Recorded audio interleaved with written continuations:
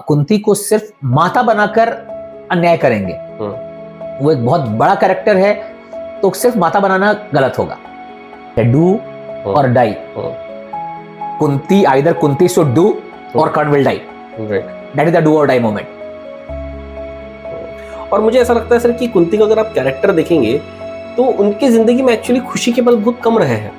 कि देखिए वो पहले शादी होती है, कुछ ही दिन पहले तो ये कर्ण वाला किस्सा हो जाता है शादी के पहले, वहां उनका अलग टेंशन चलता होगा। फिर शादी होती है, कुछ साल होते हैं, फिर पति की डेथ हो जाती है। मतलब पहले तो जंगल चले जाते हैं, जंगल में 10-12 साल रहते हैं, फिर पति की डेथ हो जाती है। फिर वापस आते हैं तो बच्चे साथ नहीं रहते, बच्चे गुरुकुल चले जाते हैं। फिर बच्चे बड़े मुश्किल से वापस आते हैं तो एक छोटा सा किंगडम बनता है। तो कुंती इंद्रप्रस्थ नहीं जाती है, कुंती हस्तिनापुर में रह जाती है। मतलब बच्चे राजा बन जाने के बाद भी वो वहां उनके साथ नहीं रहती।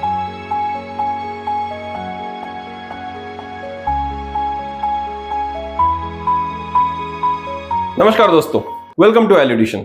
दोस्तों वैल्यू एडिशन में हमने आपके लिए एक सीरीज शुरू की थी जिसको हमने कहा था महाभारत सीरीज। और दोस्तों हमारी सीरीज की खासियत ये थी कि हम टाइम टू टाइम महाभारत के एक एक कैरेक्टर को लेके उनके ऊपर डिटेल एनालिसिस करते थे। और दोस्तों इसी सीरीज को कंटिन्यू रखते हुए आज हमने आपके लिए जो पॉडकास्ट एपिसोड लाया हुआ है उसमें हम डिस्कस करने वाले एक ऐसा कैरेक्टर जो बहुत बुनियादी कैरेक्टर माना जाता है महाभारत का। और दोस्तों ये जो कैरेक्टर है ये है माता कुंती का। और दोस्तों जब भी मुझको ऐसा लगता है कि मैंने महाभारत के ऊपर डिटेल डिस्कशन करना चाहिए तो मेरे सामने एक नाम हमेशा उभर कर आता है, वो आता है विवेक दत्त मिश्रा सर का। तो दोस्तों आज हमारे इस पॉडकास्ट में we have invited Vivek Dutt Mishra sir to discuss the character of Kunti Mata from Mahabharat. तो चलिए दोस्तों ज्यादा समय ना खराब करते हुए we will start with the podcast. Vivek sir, once again welcome to Value Edition. Thank you Harshvardhan sir, you are my go-to person for anything which I want to discuss with regards to Mahabharat. और sir जब आप यहाँ पर आते हैं तो पता नहीं मुझे ऐसा लगता है कि मैं खुलकर सवाल आपसे पूछ सकता हूँ और उतने खुलकर आप जवाब देते हैं तो हमारे दर्शकों को भी यहाँ पर बहुत ज्यादा वैल्यू एडिशन होता है। तो सर आज जो हम पॉडकास्ट बढ़ाने वाले हैं इसमें एक कैरेक्टर जिसके बारे में मैंने डिस्कस किया है आपसे और मुझे लगता है कि वो कैरेक्टर बहुत छुपा हुआ कैरेक्टर है, लोगों को बहुत ज्यादा उस कैरेक्टर के बारे में पता नहीं है, या पता है तो उसके ऊपर बहुत सारी ऐसी भ्रांतियां है या मिसकंसेप्शंस है। तो आज मेरी कोशिश रहेगी सर कि आपको मुश्किल से मुश्किल सवाल पूछूं ताकि बेहतर तरह से हम उसके ऊपर क्लैरिटी पा सकें। तो सर मेरा पहला सवाल जो आपसे है वो ये है कि थोड़ा कुंती के बारे में या कुंती माता के बारे में आप थोड़ा हमारे दर्शकों को बताएं, एक बैकग्राउंड बन जाएगा तो will start discussing further. Thank you Harshvardhan, आपने सही कहा कि कुंती मतलब ऐसा कहना मुश्किल होगा कि कुंती के बारे में लोग जानते नहीं हैं। शायद कुंती के बारे में लोग सभी कुछ जानते हैं और शायद सभी कुछ गलत जानते हैं या पूरा सही नहीं जानते हैं। तो शुरू करने से पहले मैं शायद ये बोलना चाहूँगा कि आपके इंट्रोडक्शन पे थोड़ा सवाल उठाना चाहूँगा कि आपने उनको कुंती माता बोलकर सिर्फ एक रोल में बांध दिया, माता के रोल में। ओके। और उससे क्या होता है कि आप एक कुंती जो एक राजकुमारी थी, कुंती जो एक महारानी थी, कुंती जो एक लड़की थी, एक लेडी थी, उनका इंडिविजुअलिटी खत्म हो जाता है, वो सिर्फ एक माता के बंधन में बन जाती है। और शायद यही गलती ज्यादातर लोगों ने किया है जब वो कुंती को समझने समझाने या बतलाने की कोशिश करते हैं। कि उनको सिर्फ एक रोल में बांध के छोड़ दिया जाता है, वो खुद में एक इंडिविजुअल थी, वो खत्म हो जाता है। तो शायद हम लोगों को चर्चा कुंती पर करना चाहिए ना कि कुंती माता पर, ताकि एक स्टेप पीछे जाते हैं और उससे समझते हैं कि देवी कुंती क्या थी। तो सर चलिए, बिल्कुल आपने एकदम सही करेक्शन किया सर कि हमको इंडिविजुअल के ऑल एस्पेक्ट्स को हमको समझना चाहिए, ना कि उसको एक रोल में बांध देना चाहिए। और शायद इसीलिए जब हम सीरियल्स देखते हैं तो वो माता के रोल में फिट हो जाती है और उसके बाद हम कुछ और सोच नहीं पाते उनके बारे में। As a individual we can not think over it. हाँ, और वो शायद सिर्फ कुंती नहीं, किसी के साथ भी जब हम उनको सिर्फ एक रोल बेस्ड समझने की कोशिश करें तो ये भूल कर बैठते हैं कि हम केवल ये समझते हैं कि उन्होंने माता के रूप में कुछ सही किया या गलत किया।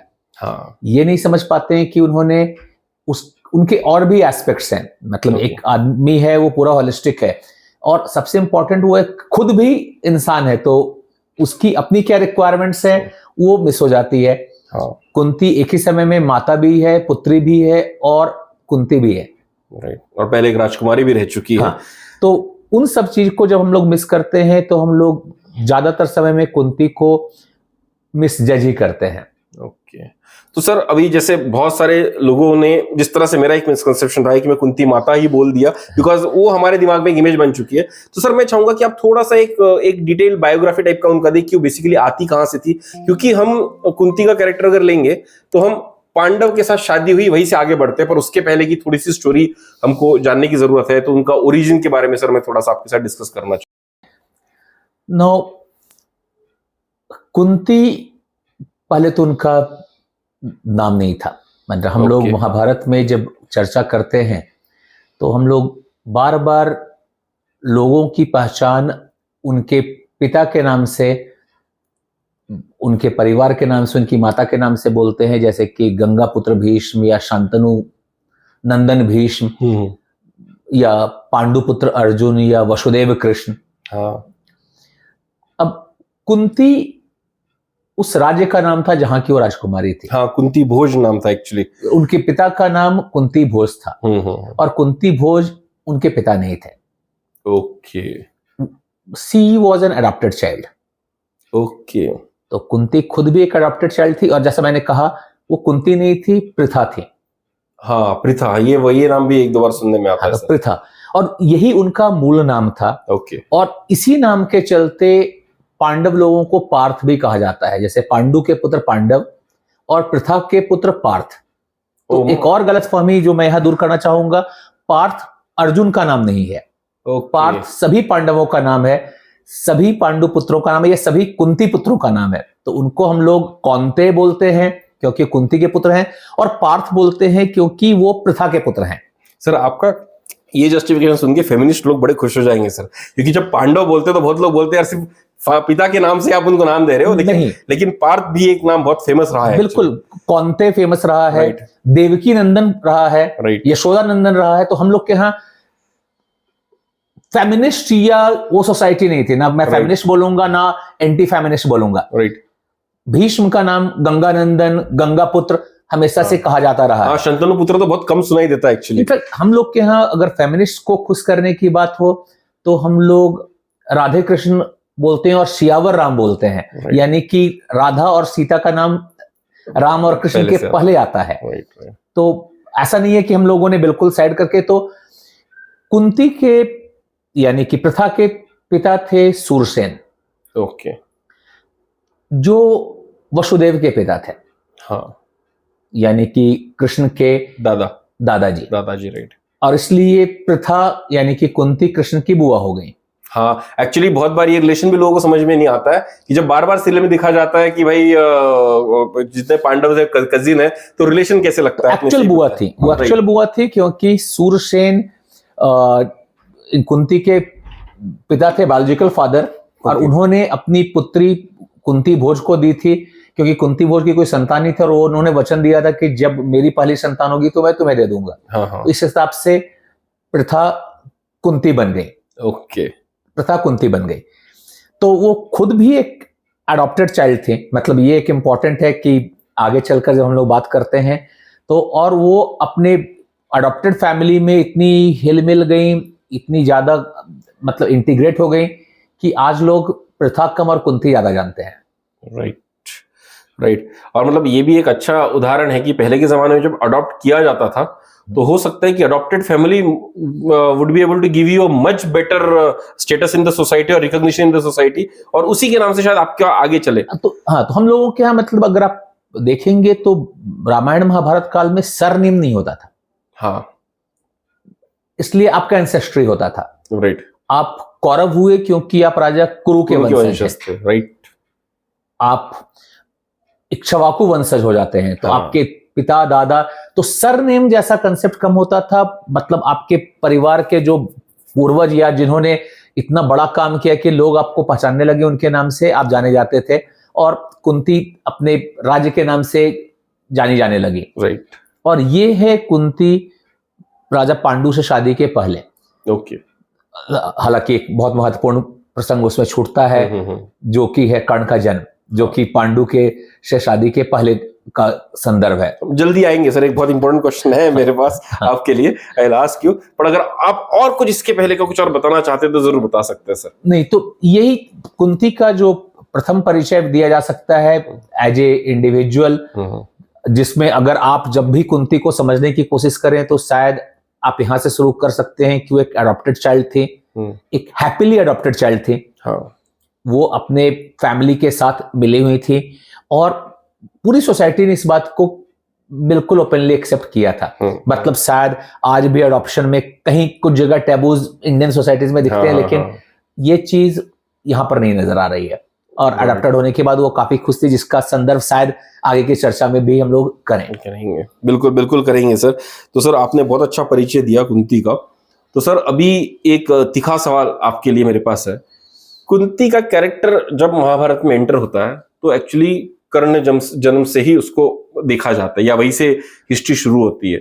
और हमेशा लोगों का यही मानना है, क्योंकि बहुत लोग क्या करते हैं सर कि कर्ण के साथ सिंपैथाइज करते हैं कि उनके साथ बहुत बुरा हुआ, बार बार उनको सुत पुत्र कहा गया, जबकि वो कुंती के पुत्र थे, सूर्यदेव के पुत्र थे। तो एक तरह से देखा जाए तो क्षत्रिय उनका होना चाहिए था, स्टेटस होना चाहिए था। लेकिन क्योंकि कुंती ने उनके पैदा होते ही उनको छोड़ दिया, एंड फिर वो उनकी जो आगे की स्टोरी चली, वो किसी सूत खानदान में चले गए और वहां से उनके साथ जो भी अन्याय हुआ, तो ऐसा माना जाता है कि कर्ण के साथ जो कुछ भी हुआ उसका जो रूट है, जो इनजस्टिस हुआ, उसका रूट एक्चुअली कुंती के ऊपर आ जाता है। तो सर यहाँ पर मैं आपके विचार जानना चाहूंगा कि क्या आप ये जो धारणा है इससे सहमत है, या कुछ और चीज आप कहना चाहेंगे सर? मतलब ये धारणा काफी महाभारत में इस धारणा पर चर्चा है। ऐसा नहीं है कि महाभारत पे इस धारणा पे कोई भी चर्चा नहीं है, लेकिन वो इतने स्ट्रांगली नहीं है जितना कि आज के समाज में धीरे धीरे करके बना दिया गया है। और फिर से बना दिया गया है उसी प्रश्न से जहां से हम लोगों ने शुरू किया, कि हम लोगों ने कुंती के माता के रोल को सब पर हावी कर दिया। तो एक धागा तो जाता है कि कर्ण की ओर, कि कुंती ने कर्ण को छोड़ा, उसके चलते कर्ण पर कितना अन्याय हुआ। और अगर हम लोग उस थ्रेड को पकड़कर आगे चलें तो कहानी कर्ण की ओर बढ़ जाती है। इस पर शायद हम लोगों ने पहले भी चर्चा की। हाँ सर, हमने एक पॉडकास्ट बनाया था और आपने बहुत अच्छी तरह से बताया था, लेकिन तो उस चीज पर हम लोग अभी नहीं जाते हैं। हम लोग मेन फोकस कुंती के इंडिविजुअलिटी पे रखते हैं। ठीक सर। और उस कंटेक्स्ट को समझने की कोशिश करते हैं जहां पर कुंती ने कर्ण को अबेंडन किया।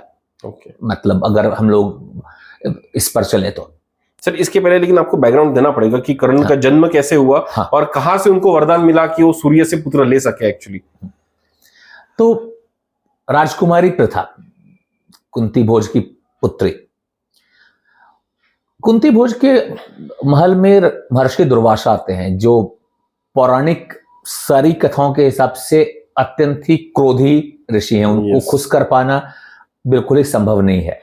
बाय डिफॉल्ट ही शाप मिल जाता है। बाय डिफॉल्ट ही शाप मिल जाता है। तो जब ये आते हैं तो कुंती उनकी बहुत सेवा करती हैं और बिल्कुल एक एक्सेप्शनल एक्सपीरियंस अनुभव करते हैं दुर्वासा। पहली बार उनको गुस्सा नहीं आ रहा है, वो खुश हैं और खुशी में उन्होंने वरदान दिया। और कई बार सोच के लगता है कि शायद उनके वरदान श्राप में भी ज्यादा अंतर नहीं था। तो उन्होंने वरदान दिया कि कुंती जिस भी देवता का आह्वान करेंगी उनसे वो पुत्र प्रदान पा सकती हैं। उनसे पुत्र पा सकती हैं। वो देवता आएंगे और कुंती को पुत्र प्रदान करेंगे।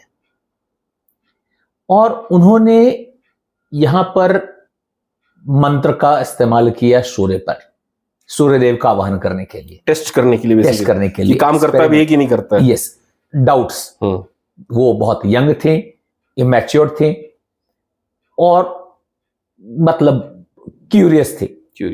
और शायद कुंती के लाइफ टाइम का सबसे बड़ा क्राइम यही था, क्यूरियोसिटी। उन्होंने सूर्यदेव का आह्वान किया और उनसे उनको कर्ण की प्राप्ति हुई। तो मना भी तो कर सकती थी, मतलब कि नहीं चाहिए पुत्र उस टाइम पे। हाँ, मना भी कर सकती थी।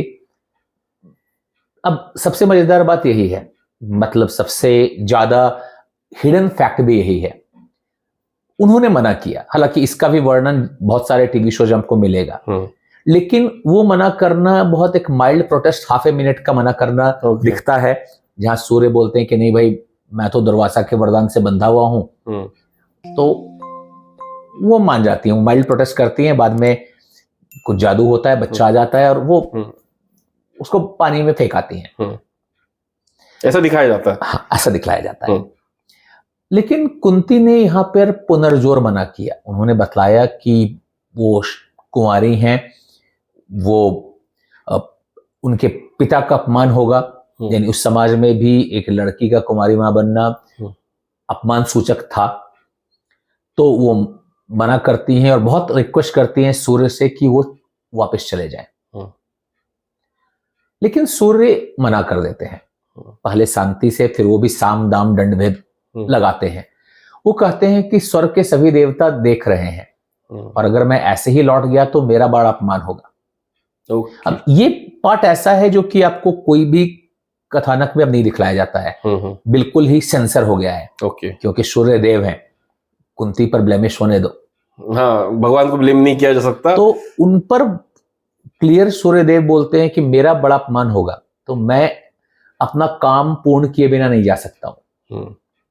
कुंती फिर से रिक्वेस्ट करती हैं, तो सूर्यदेव बोलते हैं कि अगर तुमने मुझे मना किया तो मैं तुम्हें श्राप दूंगा, तुम्हारे राज्य का सर्वनाश हो जाएगा, और यहां तक कि वो ऋषि दुर्वासा जिसने तुम्हें वरदान दिया था उसको भी मैं श्राप दूंगा।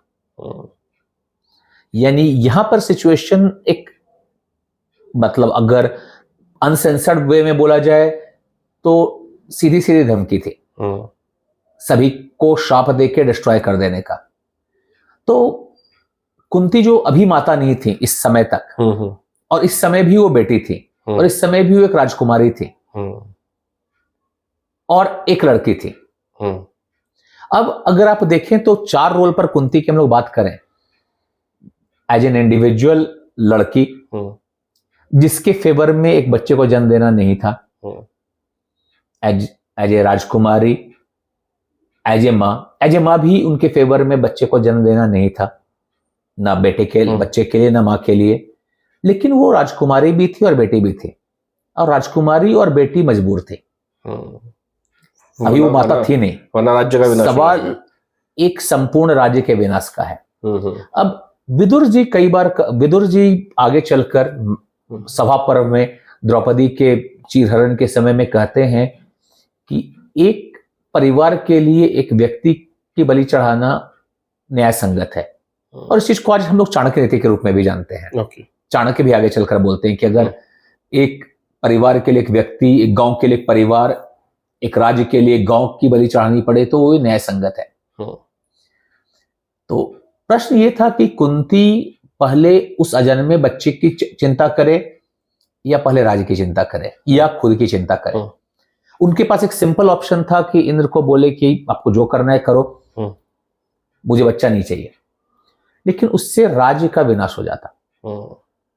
एज ए राजकुमारी उनका रिस्पॉन्सिबिलिटी था कि राज्य का विनाश होने से रोके। एज ए डॉटर उनका था कि अपने पिता के परिवार का सर्वनाश होने से रोके। लेकिन उससे कर्ण को फिर भी अभी भी वो 9 महीने दूर है। सबसे पहले उनका अपना कैरेक्टर ब्लेमिश होने वाला है, और लोग सिर्फ इसी बात को पकड़ते हैं कि उन्होंने अपना कैरेक्टर ब्लेमिश होने के डर से कर्ण को फेंक दिया। लेकिन अपना कैरेक्टर ब्लेमिश होने के डर से वो सिर्फ मना कर सकती थी। तो सबसे पहले उन्होंने खुद को सैक्रिफाइस किया। सबसे पहले उन्होंने खुद को बोला कि ठीक है, अगर मेरा अपना हित हो रहा है, अपना इंसल्ट हो रहा है, फिर भी इट इज बेटर कि मैं परिवार को बचाऊं। लेकिन इस समय उनको ये बात पता था कि वो कर्ण को अपने साथ नहीं रख सकेंगे। वो कर्ण को अपने साथ नहीं रख सकेंगे क्योंकि उससे भी उनके परिवार का नाम खराब होगा, उनका नाम खराब होगा, लेकिन साथ साथ कर्ण का नाम भी खराब होगा। कोई भी प्रथा से शादी नहीं करेगा, फिर कर्ण के पिता कौन होंगे? कर्ण तब भी किसी राज्य का राजा नहीं बन पाएगा। हाँ, मतलब अगर उनको नहीं भी छोड़ती तो भी कर्ण की जिंदगी बहुत अच्छी नहीं होती है। कर्ण की जिंदगी तो अपमान से भरी ही होती। कर्ण की जिंदगी अपमान से भरी ही हुई होती। उसके पास कोई उपाय था नहीं, क्योंकि उसके पास कोई पिता का पहचान नहीं होता, उसके पास कोई राज का राजा वो तब भी नहीं बनता, वो हस्तिनापुर का राजा नहीं बनने वाला, क्योंकि राजा पांडु उससे विवाह नहीं करने वाले थे। अगर आप ये गौर करें तो देवी सत्यवती उन्होंने भी अपने बेटे वेद व्यास के बारे में अपने पति को नहीं बतलाया, छुपा के रखा उसको भी छोड़ दिया था।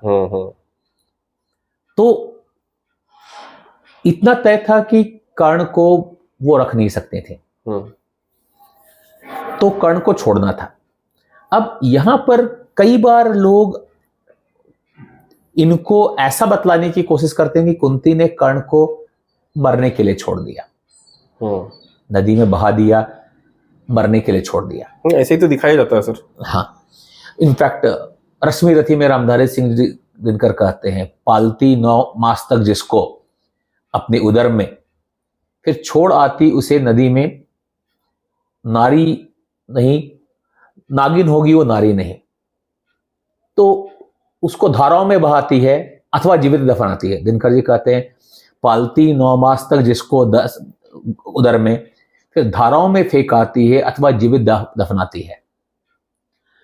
लेकिन ये जो कुंती पर इल्जाम है उस सिरे से गलत है, क्योंकि जब कुंती को ये बात स्पष्ट हो गया कि वो सूर्य को मना नहीं कर सकती हैं, अपने लिए नहीं, अपने राज्य अपने पिता के सम्मान के लिए उनको जन्म देना पड़ेगा, तो वो सूर्य के पास एक शर्त रखती हैं। उनको भी पता है कि सूर्य भी वापस जाना नहीं चाहते हैं, कि मेरे पुत्र को एक ऐसा प्रोडक्शन दिया जाए जो कि उसको हर मुसीबत से सेफ रख सके। तो सर आप यहाँ ये कहना चाहते हैं कि कर्ण के पास जो कवच कुंडल है वो सूर्यदेव ने खुद होके नहीं दिए, जबकि कुंती ने मांगे हैं तब जाके कुंती ने मांगे तब उन्होंने उनको एक अभेद कवच दिया और अमृत से बना कुंडल दिया, जिसके रहते कर्ण की मृत्यु नहीं होगी। उन्होंने स्पष्ट कहा है महाभारत में कि मैं इसी शर्त पर आपके पास आऊंगी कि मेरे पुत्र को एक सुरक्षा दी जाए। अब जिसको आपको धारा में जीवित दफनाना है उसके लिए इतने बड़े एलाबोरेट सुरक्षा की जरूरत नहीं होती है। आप देखें, देवी गंगा ने भीष्म के 7 बड़े भाइयों को कितनी आसानी से गंगा में बहा दिया, तुरंत मर भी गए वो लोग, तुरंत मर भी गए। आप उनके लिए कैसे संदूक का निर्माण नहीं करेंगे जिसमें आराम की हर सामग्री हो, जिसमें इतना ज्यादा धन वैभव हो कि कर्ण का एक नाम वसुसेन पड़ा, बहुत पैसे वाला। पानी में डुबाने के लिए इतना मेहनत करने की जरूरत नहीं है, पानी में फेंक दें, गंगा से कुछ तो लोगों ने सीखा ही होगा।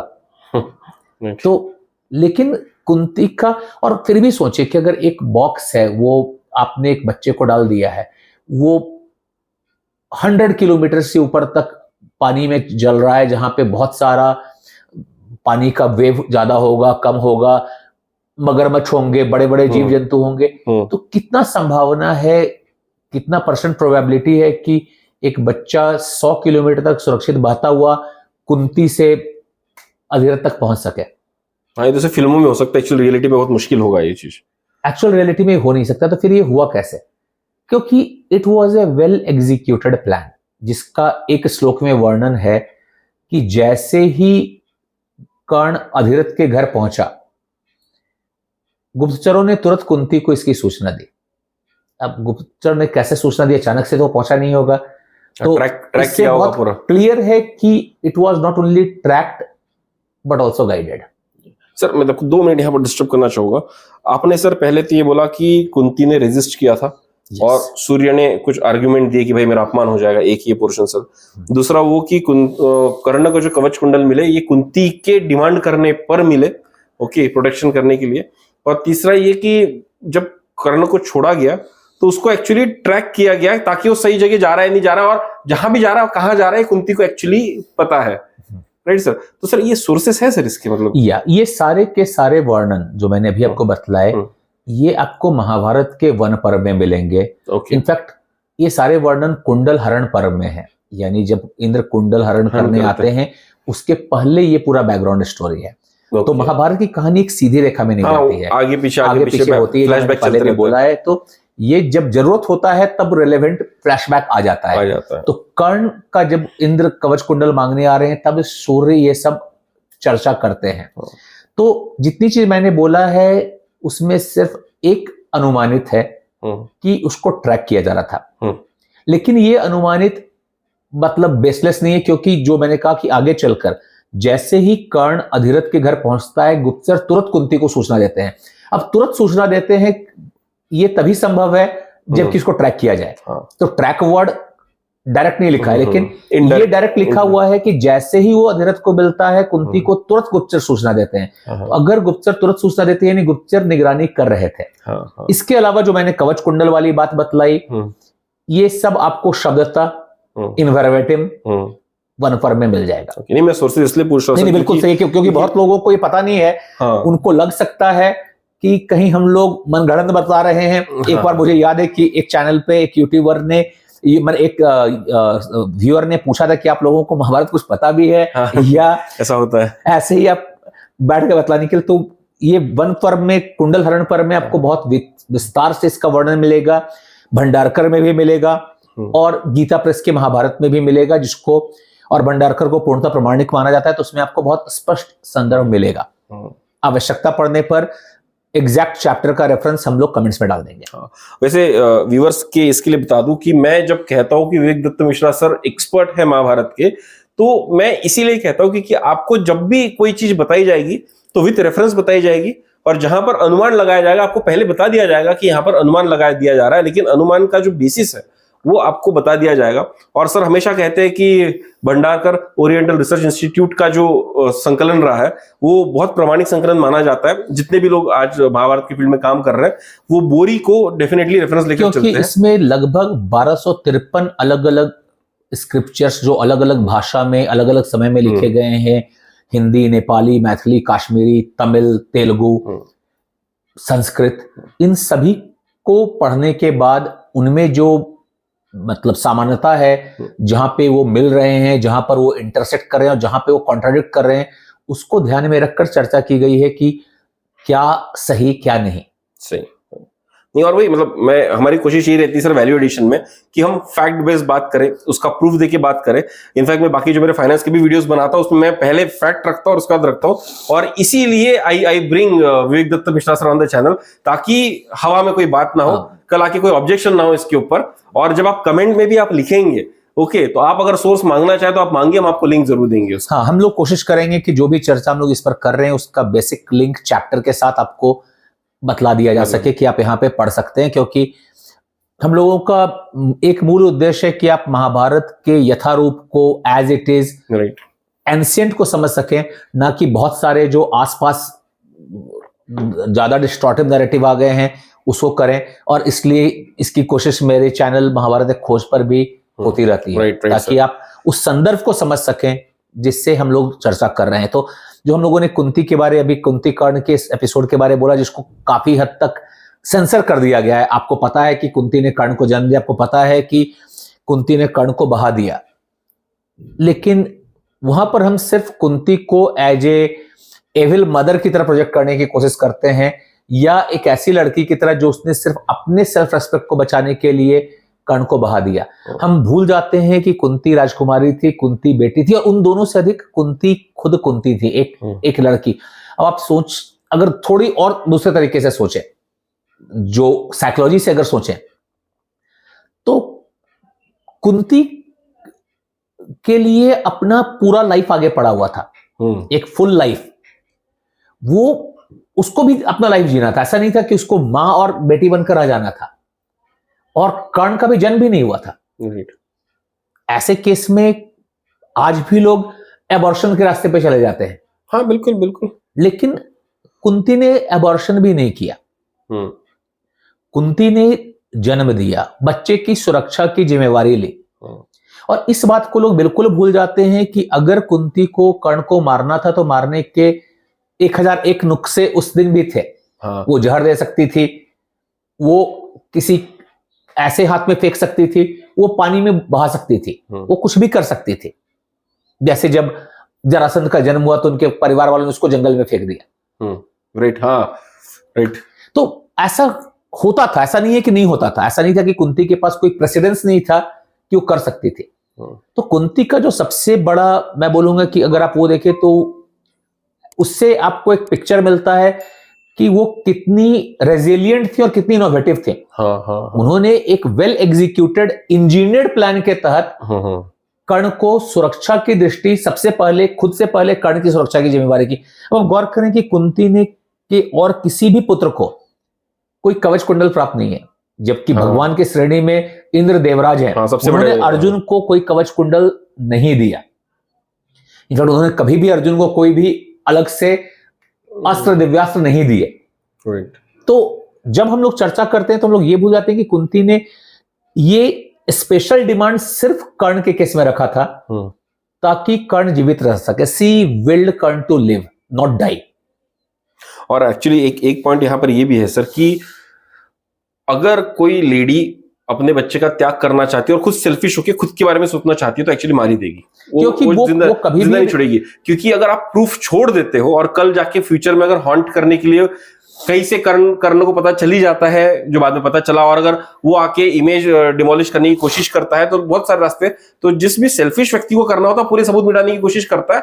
और जिसने अगर डिसाइड कर लिया कि नहीं ये सही है, मेरा पुत्र जिंदा रहेगा, अब उसको बचाने के लिए या खुद को बचाने के लिए जो भी करना पड़ेगा हम करेंगे, तो ये भी एक मॉरल स्ट्रेंथ ही दिखाता है कैरेक्टर का। बिल्कुल। इस पर एक और बात ऐड करना चाहूंगा जो कि थोड़ा मतलब साइंस और बायोलॉजी से का एक बहुत इंटरेस्टिंग फिलोसफिकल एंगल मुझे दिखता है कि एक समय पर बच्चे के ग्रोथ के लिए उसको मां से अलग करना ही पड़ता है, एम्बिकल कॉर्ड काटकर।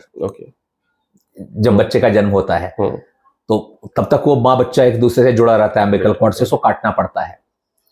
तो कई बार ग्रोथ के लिए बच्चे के, हर बार ही बायोलॉजिकली, बट रियल लाइफ में भी कई बार बच्चों के अपने ग्रोथ के लिए आपको उसको अपने से अलग करना पड़ता है। जैसे कि देवकी ने किया कृष्ण को, क्योंकि कृष्ण का उस कारागार में कोई भविष्य नहीं था। राइट। जैसे कि अगर इनकी बात करें तो वही भविष्य कर्ण का भी था अगर वो कुंती के साथ रह जाते। जैसा मैंने कहा, एक बिन ब्याही माँ जिसकी कभी कोई शादी नहीं होगी, कुंती से कोई विवाह नहीं करेगा, लेकिन उसे कर्ण का भी ग्रोथ नहीं होगा। खुद से अलग करके जब वो किसी और परिवार में जाता है, जब वो अधिरथ के पास जाता है, तो उसके पास ग्रोथ की ऐसी अपॉर्चुनिटी खुली जिससे वो फाइनली अंगराज बन सका, जो कुंती के साथ रहते हुए कभी भी संभव नहीं था। नहीं सकता। तो कुंती से अलग हटकर कर्ण का ग्रोथ ही हुआ, ग्रोथ रिटार्ड नहीं हुआ, जो कि अलग मिसकंसेप्शन है कि कर्ण का ग्रोथ कुंती से अलग हटकर रुक गया। कुंती के साथ रहकर वो ग्रोथ बिल्कुल ही नहीं हो पाता। सही बात है, सही। लेकिन कुंती से अलग हटके उसका ग्रोथ हुआ। और बल्कि मैं इस लेवल पर बात करना चाहूंगा कि कुंती से अलग होने से, जैसा कि कॉमन मिसकंसेप्शन है, कर्ण को 1% की भी क्षति नहीं हुई। Not emotional, not career wise. Okay. Not career wise, क्योंकि इमोशनल क्षति तो आपको तब होती है ना जबकि आपको पता होता है कुछ। अब जो बच्चा कभी अपनी मां को देखा ही नहीं है, वो उसको कैसे मिस करेगा? उसके जो जानता ही नहीं है, आपको उस बात से इमोशनल शॉक नहीं लग सकता है जो आप नहीं जानते हैं। अब ऐसा तो है नहीं कि अधिरथ के बच्चे होने के चलते उसे कैरियर ग्रोथ में नुकसान हुआ क्योंकि वो अंग्रेज का राजा बना, तो ये बात तो कहना बेकार है कि उसका कैरियर ग्रोथ नहीं हुआ। उसको द्रोणाचार्य ने शिक्षा दिया। सही बात। आप ये नहीं बोल सकते हैं कि उसको बेस्ट इन क्लास एजुकेशन नहीं मिला, बेस्ट इन क्लास रेस्पेक्ट नहीं मिला, इनफैक्ट बियॉन्ड क्लास रेस्पेक्ट मिला। तो इन सब के लिए भी कुंती जिम्मेवार है, क्योंकि कुंती ने उसको समय रहते खुद से अलग किया, जो कुंती के साथ होते हुए संभव नहीं था। तो ये जो आरोप लगाया जाता है कि कुंती ने उसको अलग कर दिया, इसके चलते कर्ण का जीवन खराब भी था, वो उसी तरह का है जैसा कि हम बोले कि देवकी से कृष्ण अलग होकर उनका जीवन बिल्कुल बेकार हो गया, क्योंकि शायद आज हम कृष्ण को यशोदानंदन बोलते हैं और कर्ण को राधे भी बोलते हैं। राइट। तो ये मतलब ऐसा बोलना कि कर्ण का कुंती से अलग होके दुर्भाग्यपूर्ण जीवन था, ये कुंती का अपमान नहीं, अधिरथ और राधा का अपमान है। सही सही। क्योंकि और उन लोगों ने एक बेस्ट शिक्षा दिया, बेस्ट पेरेंटिंग किया। अधिरथ ने अपने सारे पैरवी लगाकर, जुगाड़ लगाकर उनको उस आश्रम में भेजा जहां राजकुमार पढ़ते थे। सही बात है, वरना द्रोणाचार्य के आश्रम में पढ़ना उसके लिए पॉसिबल नहीं हो पाता। और वो भी हस्तिनापुर के राजकुमार पढ़ते थे, जो कि एक पावरफुल राज्य था। अगर वो कुंती में रह भी जाता, कुंती नगर में, तो उसको हस्तिनापुर के द्रोण आश्रम में पढ़ने का शायद मौका नहीं मिलता। तो ये कहना कि कुंती से अलग होकर कर्ण का जीवन में किसी भी तरीके का अपमान आता है, वो सब आज की कहानी में आता है, जहां द्रोणाचार्य उसको शिक्षा देने से मना कर देते हैं। महाभारत के 3 पर्वों में, आदि पर्व, वन पर्व और शांति पर्व में बिल्कुल स्पष्ट वर्णन है कि द्रोण ने कर्ण को शिक्षा दिया। तो जो भी वर्णन आता है उसके अपमान का, वो आज की कहानी में आता है, और हम लोग कर्ण के अपमान पर नहीं बढ़ेंगे। सही। लेकिन यहां पर ये बढ़ेंगे कि कुंती के लिए मजबूरी थी, उसकी एक गलती हुई थी, उसने सूर्यदेव को बुला लिया। सूर्यदेव कंपैशनेटली रिटर्न हो सकते थे, वापस जा सकते थे। लेकिन सबसे मजेदार बात यह है, जिसको मैं बोल सकता हूं कि जिस पर फेमिनिस्ट सोसाइटी को सवाल उठाना चाहिए, जो नहीं उठाते हैं, कि चलो कुंती कर्ण को अपने साथ नहीं रख सकती थी या उसका भला नहीं कर सकती थी, सूर्यदेव तो रख सकते थे। ये क्वेश्चन नहीं उठाते, क्योंकि हम लोग मान लेते हैं कि कुंती माता थी, सूर्य पिता थे, इसलिए उनकी कोई जिम्मेवारी ही नहीं थी। यहां पे फेमिनिस्ट सोसाइटी को जरूर सवाल उठाना चाहिए कि एक इंडिविजुअल कुंती पर ही क्यों क्वेश्चन उठ रहा है, भाई आप कर लेते। सही। तो ये प्रश्न नहीं उठा, ये गलत है। बिल्कुल सर। तो सर आपने ये तो बड़ा अच्छा बताया कि भाई मतलब कुंती ने एक्चुअली पूरा प्लान करके एक तरह से कर्ण का जो सामने का इवोल्यूशन हुआ उसको किया था। और जैसे वो भी मजबूरी में। और जैसे बहुत लोग बोलते हैं कि भाई मतलब माँ से दूर हो गया तो नुकसान हो गया, तो इसके बाकी प्रेसिडेंसेस भी है कि भाई सत्यवती ने भी वेद व्यास को अपने से अलग कर लिया था। ओके, कृष्ण भी अलग हो गए थे अपने माँ से, लेकिन बाकी 2 कैरेक्टर का एक्चुअली उतना प्रॉब्लम नहीं है और किसी ने क्वेश्चन भी नहीं किया। इनफैक्ट वेद व्यास के काम में तो किसी ने क्वेश्चन ही नहीं किया, जबकि वेद व्यास का एक्चुअल आप बोल सकते हैं कि एक सेल्फिश मोटिव था, उनके पास कोई ऐसा पर्टिकुलर रीजन नहीं था कि आपको अपने बेटे को छोड़ना है। बट वेद व्यास ने कभी भी कंप्लेन नहीं किया, कभी कंप्लेन नहीं की, किसी ने कंप्लेन नहीं की। सर कंप्लेन करने ने भी नहीं की, करने के जो सपोर्टर्स है वो कंप्लेन करते हो, बात अलग है। नहीं, कर्ण ने भी कंप्लेन किया। कर्ण ने भी कंप्लेन किया। ओके। तो सर अब इसी को लेके मतलब कर्ण का हमने पहला एस्पेक्ट जो कुंती से रिलेटेड देखा। सर मैं दूसरा एस्पेक्ट बोलना चाहता हूँ कि ये तो आपने सर ठीक है, यहाँ पर तो आपने बोला कि कुंती वाज राइट, मतलब हमारा जो डिस्कशन है उससे निकलेगा कि कुंती की अपनी एक मजबूरियां थी और उस मजबूरी में जो भी बेस्ट पॉसिबल डिसीजन दोनों के लिए हो सकता था वो कुंती ने वहां पर लिया। लेकिन सर जब हम युद्ध की तरफ बढ़ेंगे महाभारत के, तो जब कृष्ण कर्ण को बता देते हैं, जब फर्स्ट टाइम कर्ण को पता चलता है कि भाई मेरी एक और माता थी, ओके, और मैं एक्चुअली अडॉप्टेड हूँ, ओके, एक तरह से उनको कवच कुंडल हरण पर्व में इस जगह पे पता चल जाता है, वन पर्व में। हाँ, मतलब काफी पहले है, मतलब बहुत मतलब आधी जिंदगी निकल जाने का पता चलता है और कर्ण को तो पता चल जाता है। अब कर्ण उसका कैसा फायदा लेता है अलग चीज है, लेकिन दूसरी चीज ये है कि कुंती, मतलब महाभारत में ऐसा ही बताया जाता है कि कुंती भी जाके बोलती है कि तुम पांडवों की तरफ आ जाओ और इनके तरफ से लड़ो, और शायद तुम आ जाओगे तो तुमको ही राजा बना देंगे, मतलब जो भी दे सकते, इमोशनल अपील या अपॉर्चुनिस्टिक अपील जो भी बोलिए सर। लेकिन जो ऑफर अपॉर्चुनिस्टिक था कि नहीं अलग बात है, पर कुंती ने तो काम अपॉर्चुनिस्ट वाला किया ना। उनको एक अपॉर्चुनिटी दिखी कि अगर कर्ण इधर आ जाए तो शायद अर्जुन से सामना करने के लिए दुर्योधन के पास कोई ना बचेगा, तो शायद युद्ध नहीं होगा। और अपॉर्चुनिटी को यूज करते हुए कुंती ने वो राज वहां पर अपने तरफ से खोलने की कोशिश की, जबकि वो इतने दिन से कर्ण को देख रही थी तब नहीं खोला। तो सर इस अपॉर्चुनिज्म के ऊपर आप क्या कहेंगे सर? मैं कहूंगा कि कुंती अपॉर्चुनिस्टिक थी। हाँ, ओके, बिल्कुल थी, लेकिन कर्ण के फेवर में। ओके, लेकिन कर्ण के फेवर में जस्टिफाई करना पड़ेगा सर आपको। बिल्कुल। इसके लिए थोड़ा पहले चलते हैं, गुरु द्रोण के आश्रम में। अब फिर से आदि पर्व में वर्णित है कि गुरुकुल में सभी स्टूडेंट के साथ राधे कर्ण भी आता है। ओके, और वो दुर्योधन से मैत्री करता है, जो कि बहुत लॉजिकल है, क्योंकि उसके पिता अधिरथ दुर्योधन के मित्र थे, धृतराष्ट्र के मित्र थे, दुर्योधन के धृतराष्ट्र के मित्र थे। तो दोनों के पिता मित्र थे, ये भी मित्र था। और यहां पर यह भी आदि पर्व में वर्णन है कि कर्ण दुर्योधन के साथ पांडवों के विरुद्ध कई षड्यंत्र में शामिल है। हाँ, ओके, लाक्षागृह में है, लाक्षागृह तो बाद का है, जैसे भीम को विष देने के षड्यंत्र में। तो उसमें भी कर्ण उसमें शामिल, भी कर्ण सम्मिलित है। ओके ठीक है।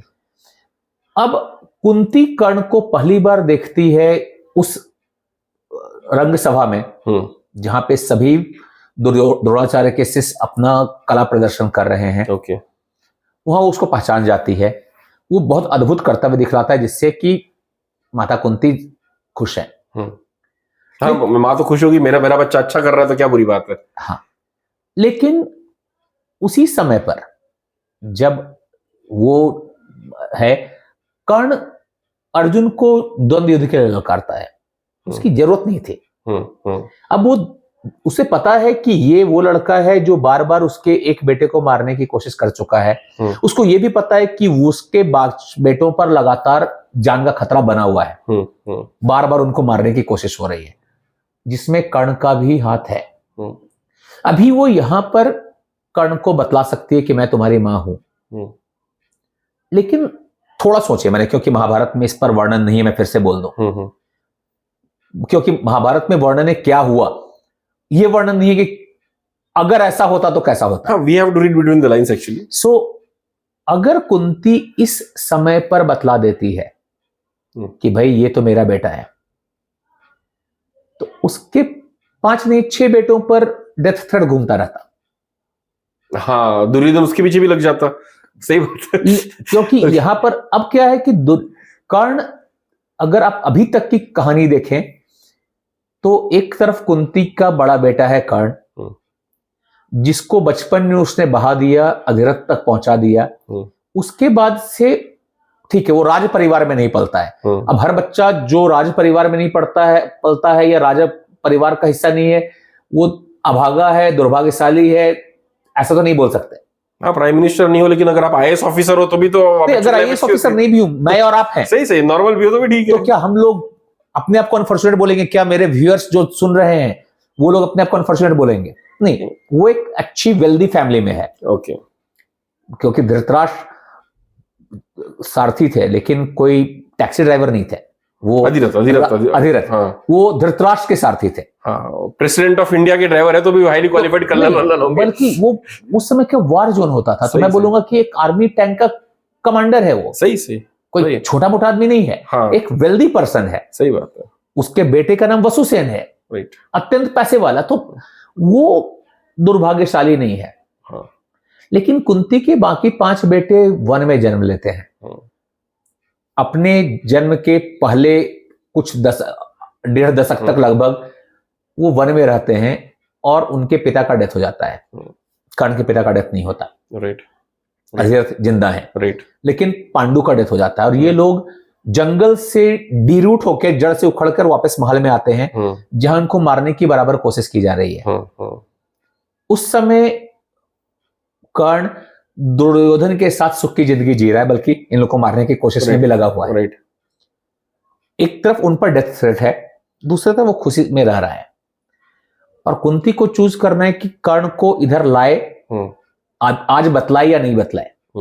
तो मैं चाहूंगा कि मेरे व्यूअर 2 मिनट सोचें, खुद को कुंती की जगह पे रखें और ये सोचें कि अगर आपका एक बेटा जो सुख से रह रहा है, जो अभी अभी राजा बना है, और उसको एक ऐसा राज आज के डेट में बतलाएं जबकि उसके बाकी 5 बेटे उस आइडेंटिटी के चलते लगातार डेथ थ्रेट झेल रहे हैं, पांडवों को मारने की लगातार कोशिश की जा रही है।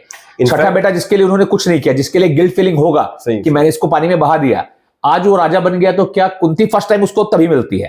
तो क्या कुंती को बतला देना चाहिए था कि मेरा बेटा है एक ऐसा बेटा जो मेरे बाकी 5 बेटों को मारने की कोशिश कर रहा है, और अगर मैं बतला दूं तो उस पर भी डेथ थ्रेट आ जाएगा, उसका राज्य भी चला जाएगा, वापस ले लेगा, उसका राज्य भी चला जाएगा। तो कुंती अपॉर्चुनिस्ट है। Okay, right. वो नहीं बतलाती है, कर्ण के लिए अपॉर्चुनिस्ट है। वो कर्ण को नहीं बतलाती है कि वो उसका बेटा है। आगे चल के पता चलता है कि वो लक्षागृह षड्यंत्र में भी शामिल है। शायद अभी बतला देती तो उन पर भी डेथ थ्रेट होता, लेकिन ये चीज आप कभी नहीं जान सकते कि आपका ये डिसीजन सही है कि गलत है। आज की डेट में कुंती को शायद दिख रहा हो, क्योंकि यहाँ पे वर्णन नहीं है, मैं इसलिए बोल रहा हूं कि दर्शक खुद सोचे कि कुंती को क्या करना चाहिए था।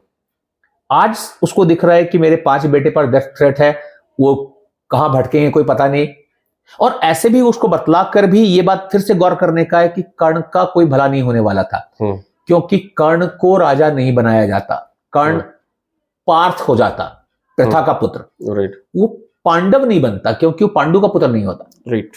पांडु को ने उसको अडॉप्ट नहीं किया था, राइट, जैसे बाकी पांडवों को किया था।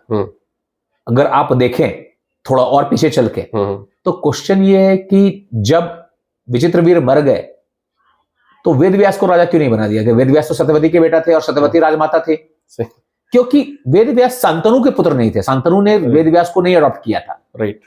तो कर्ण कुंती पुत्र होकर पार्थ बन सकता था, पांडव नहीं बन सकता, तो उसको राज्य नहीं मिलता।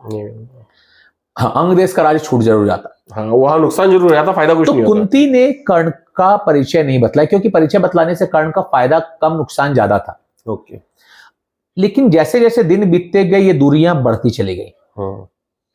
कर्ण बार बार पांडवों के खिलाफ खड़ा है। वो लाक्षागृह में शामिल है, लाक्षागृह के षड्यंत्र में शामिल है।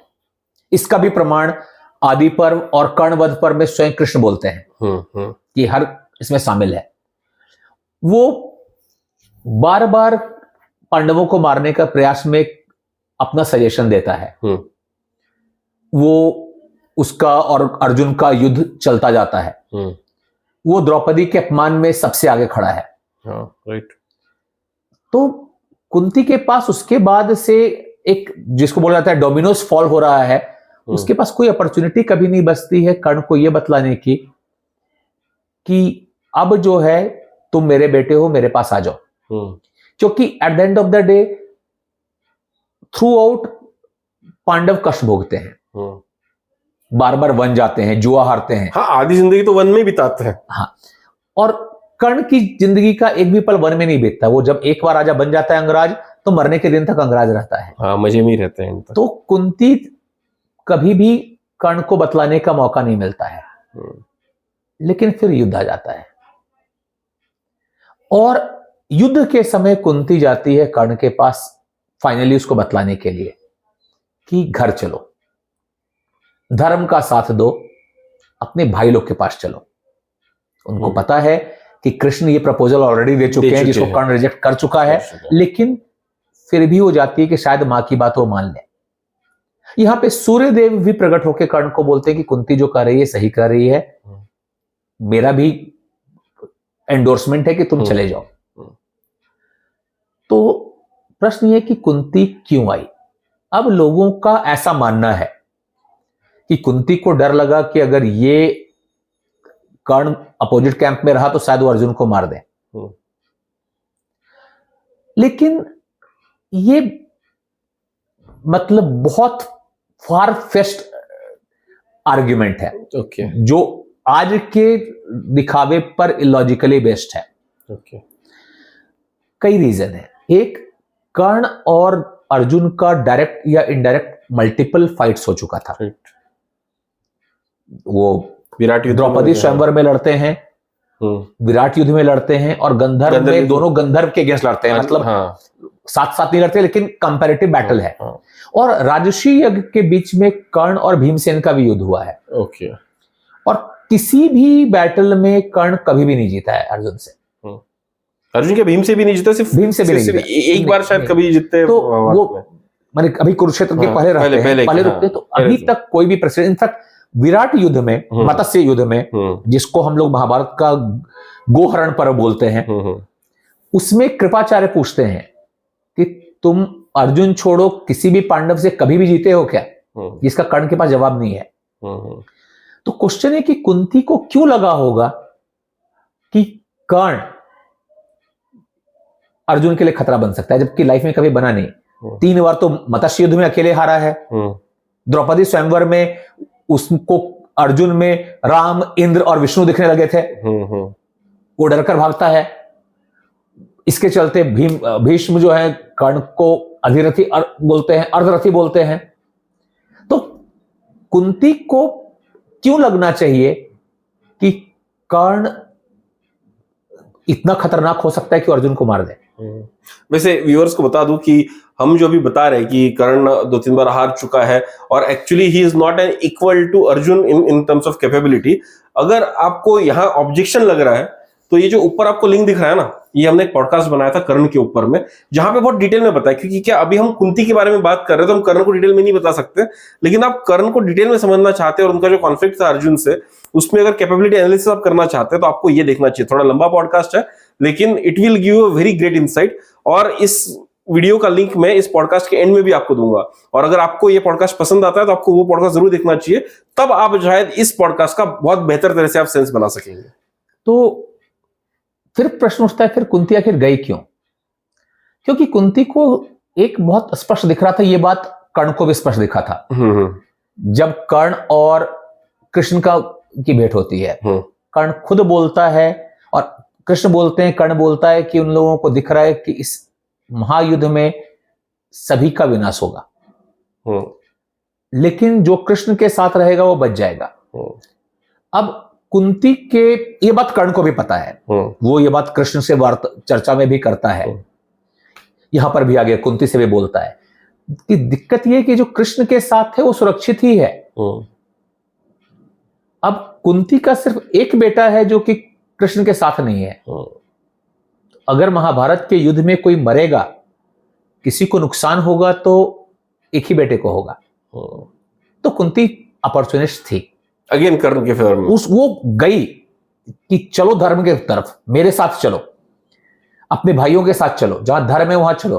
क्योंकि अभी तक कुंती के मन में जो, अब यहां पे फिर से हम लोग स्पेकुलेशन के वर्ल्ड में आते हैं, अभी तक कुंती को फिर भी दिख रहा था कि उसका बेटा सुरक्षित है, खुश है, राज्य कर रहा है। बाकी बेटे वन भोग रहे हैं लेकिन वो राज्य कर रहा है, और शायद उसको गिल्ट लग रहा हो शायद कि मैंने तो इसको छोड़ दिया था, तो मैं कैसे इसको बोलूं कि तुम अपनी खुशी छोड़कर मेरे पास आ जाओ। लेकिन आज ये लास्ट मोमेंट है, do or die. Kunti, either Kunti should do or Karna will die, right, that is the do or die moment. तो कुंती सब कुछ को छोड़कर आती है कर्ण के पास।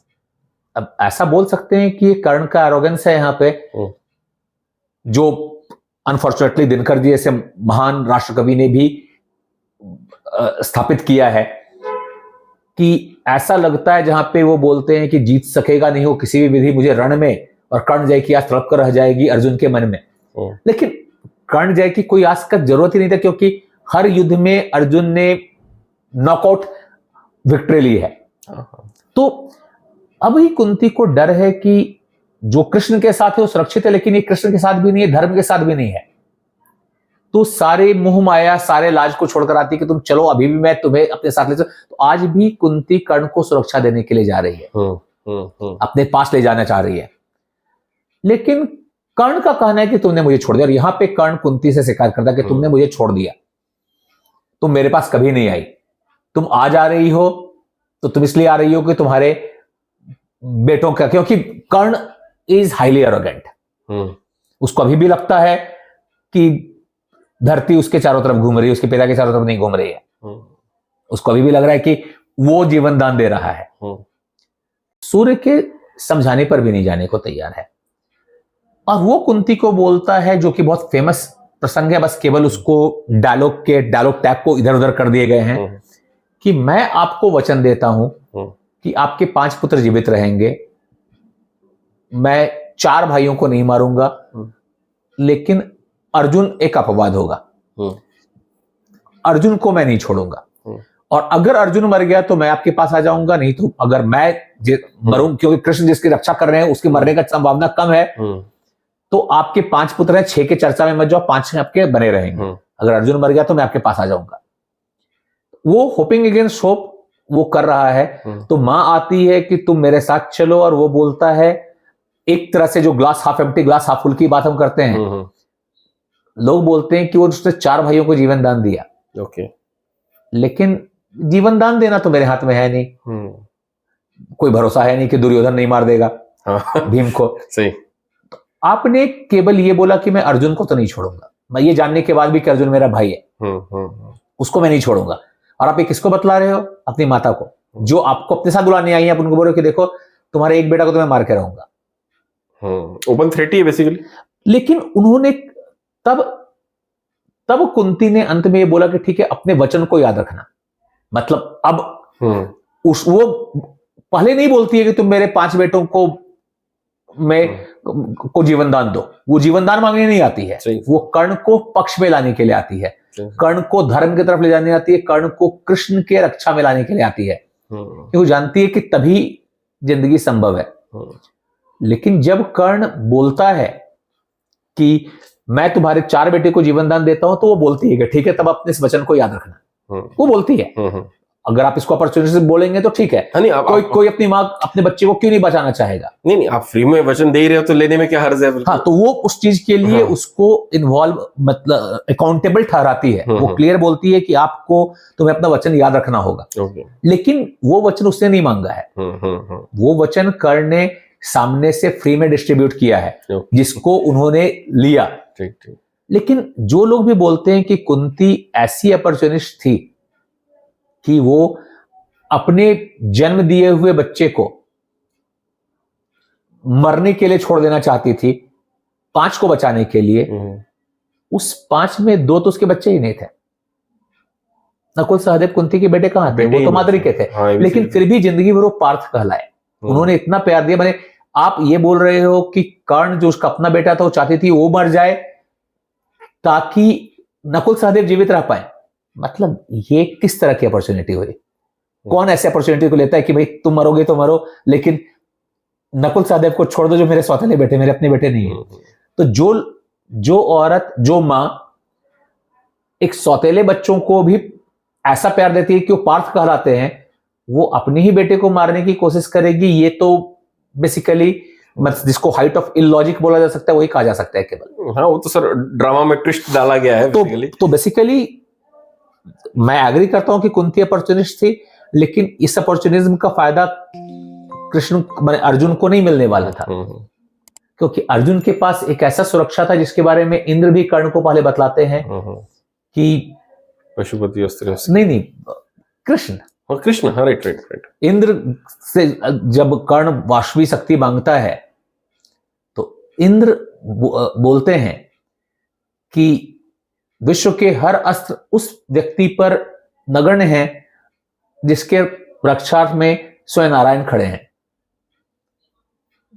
और होता भी यही है कि विश्व के हर अस्त्र उस पर हैं व्यर्थ जिसके समक्ष खड़े नारायण उस बने उसके रक्षार्थ। तो जो रक्षा में जन्म खड़े हैं नारायण, उसको क्या कर्ण, क्या वासवी शक्ति, क्या नारायणास्त्र करता? तो यहां पर कुंती का सिर्फ एक था, वो बार बार बोल रहे तुम धर्म की तरफ आ जाओ, भाइयों की तरफ आ जाओ, दुर्योधन को छोड़ो। सर वैसे टॉपिक को यहां मैं थोड़ा सा भटकाना चाहूंगा, क्योंकि दो सवाल जो मैंने आपसे लिए वो लिए मैंने कर्ण के ऊपर, ओके, लेकिन एक और पुत्र है कुंती का जिसके साथ मुझे लगता है कि हमेशा अन्याय किया गया या ओवर कॉन्फिडेंस दिखाया गया, जिससे उस आदमी की जान बहुत खतरे में पड़ सकती थी, और वो थी भीम की जान। ओके, कि भीम भले महाबली थे, बहुत ताकतवर थे, सब थे, लेकिन आप देखिए जब वो लाक्षागृह के बाद वन में जाते हैं, हिडिंब मिलता है, फाइट करना पड़ता है भीम को, बाकी सब तो साइड हो जाते हैं। ओके, और कुंती बोलती कि ओके गो फॉरवर्ड। फिर जब बकासुर की बारी आती है तब भी भीम को आगे कर दिया जाता है, मतलब वो तो एक्चुअली सैक्रिफाइस कर दिया जाता है कि भाई मैं जिसके घर में रह रही हूं उसका नंबर लगा हुआ है बकासुर के पास जाके कि बकासुर उसको खा जाए, भाई क्योंकि मैं इनके घर में रह रही हूं तो मेरा फर्ज बनता है कि मैं इनकी मदद करूं। तो किसको भेजा जा रहा है? भीम को भेजा जा रहा है। तो भीम के साथ वहां पे भी हो गया।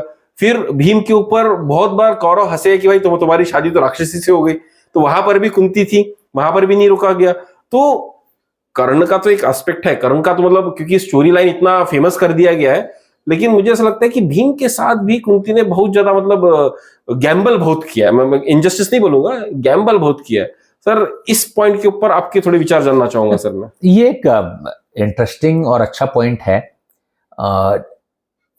लेकिन इस पॉइंट का सबसे महत्वपूर्ण बात यह है कि भीमसेन कभी भी कुंती से शिकायत नहीं करते हैं कि मैं क्यों। हाँ, ये बात भी सही है, और वो चले जाते हैं। और कुंती, जैसा मैंने कहा कि कुंती सिर्फ माता नहीं है, कोई भी आदमी सिर्फ एक कैरेक्टर नहीं होता, एक रोल नहीं होता है, वो एक पूरा व्यक्तित्व होता है। कुंती महारानी है, आर्यवर्त के one of the most famous राजा, जो बहुत अनफॉर्चुनेटली बहुत ही ज्यादा अंडररेटेड हैं, राजा पांडु। उनकी चर्चा उनके परपौत्र के जमाने तक होती रहती है, इतने प्रसिद्ध राजा थे वो उनकी पत्नी है। हस्तिनापुर की असल महारानी है, राइट। और उनको पता है कि एज ए महारानी भी उनके कुछ रोल्स हैं, और वो ब्लाइंडली ट्रस्ट करती हैं अपने बेटों पर। लेकिन भीमसेन कभी नहीं बोलते हैं कि नागिन होगी नारी नहीं, कि मुझे मरने के लिए भेज दिया। भीमसेन तुरंत आगे बढ़ते हैं। वो कभी भी ये कंप्लेन नहीं करते हैं कि वाई मी, मुझे क्यों, जबकि भीमसेन के पास कोई सुरक्षा कवच नहीं था। तो यहां पे दो बेटों की कहानी है, एक कर्ण है, एक भीमसेन है। इनफैक्ट सच पूछे तो कर्ण जैसा बेटा महाभारत में कोई नहीं है। कृष्ण नहीं है, वेदव्यास नहीं है, उन दोनों की भी स्थिति वैसी ही थी, माँ ने छोड़ दिया। लेकिन दोनों में कोई भी माँ से कंप्लेन नहीं करते हैं, माँ के विरोध में नहीं जाते हैं। भीमसेन है, माँ ने छोड़ा नहीं, लेकिन एक तरह से हाँ भाई, हिडिंब के सामने भेज दिया, बकासुर के सामने हमेशा वो ज्यादा एक्सप्लिसिटली एक्सपोजर। सबसे बड़ी बात यह कि जब बकासुर वध होता है तो ये लोग उस समय हस्तिनापुर में भी नहीं है, यानी वो हस्तिनापुर की महारानी नहीं है, रिस्पॉन्सिबिलिटी भी नहीं है, उनकी कोई रिस्पॉन्सिबिलिटी नहीं है, वो चुपचाप बैठ सकते हैं, किसी को पता भी नहीं है। तो उन्होंने बिल्कुल सोचे समझे अपने बेटे को भेजा, क्योंकि वो उनका क्षत्रिय धर्म था, तो धर्म के लिए उन्होंने अपने बेटे को आगे किया। लेकिन यहां पर इसलिए जब मैंने बकासुर पर अपना महाभारत खोज में पॉडकास्ट बनाया तो मैंने उसको नाम दिया बकासुर संहारक कुंती। भीमसेन सिर्फ हाथ हैं, औजार है वहां पे, लेकिन मेन काम कुंती का था ये डिसीजन लेना कि उनके बेटे जाएंगे, और भीमसेन की महानता क्यों क्वेश्चन नहीं करते हैं, वो चले जाते हैं। वो मर सकते थे, मैंने युधिष्ठिर बहुत डरे हुए थे, बहुत भला बुरा कहते हैं कुंती को कि तुमने ये क्या कर दिया, मेरा तो उस पर ही भरोसा है। भीमसेन बहुत बली है, लेकिन भीमसेन भी कई बार बोलते हैं, अर्जुन भी कई बार बोलता है कि युद्ध का परिणाम पहले से तय नहीं होता है, रिस्क होता है, कोई भी हार सकता है। तो उस रिस्क के बाद भी कुंती भेजती है। That shows the again determination, और जिसको धर्मपरायणता बोलें कुंती का, कि जहां वो रुक सकती हैं वहां भी। और अगर आप इसको रेट्रोस्पेक्शन में फिर से देखें कि कर्ण को क्यों पानी में बहाया, तो आपको क्लियर दिखेगा कि उनके लिए अदर पीपल कम फर्स्ट, धर्म, दूसरों की सुरक्षा वो पहले देखती हैं अपने परिवार की सुरक्षा से। इनफैक्ट महारानी को करना चाहिए। इनफैक्ट जोकिंग तरीके से अगर मैं कहना चाहूँ तो ये भी होगा कि कुंती के साथ अगर कर्ण रह भी जाते तो इस बात की क्या गारंटी थी कि उनको आगे ना कर दिया जाता बकासुर के सामने। भीम को कर दिया, इनको भी कर देते, तो तब भी तो हो सकता था। सबसे बड़े पुत्र थे, लेकिन कर्ण को देख के तो ऐसा लगता है कि वो आगे बढ़ता ही नहीं।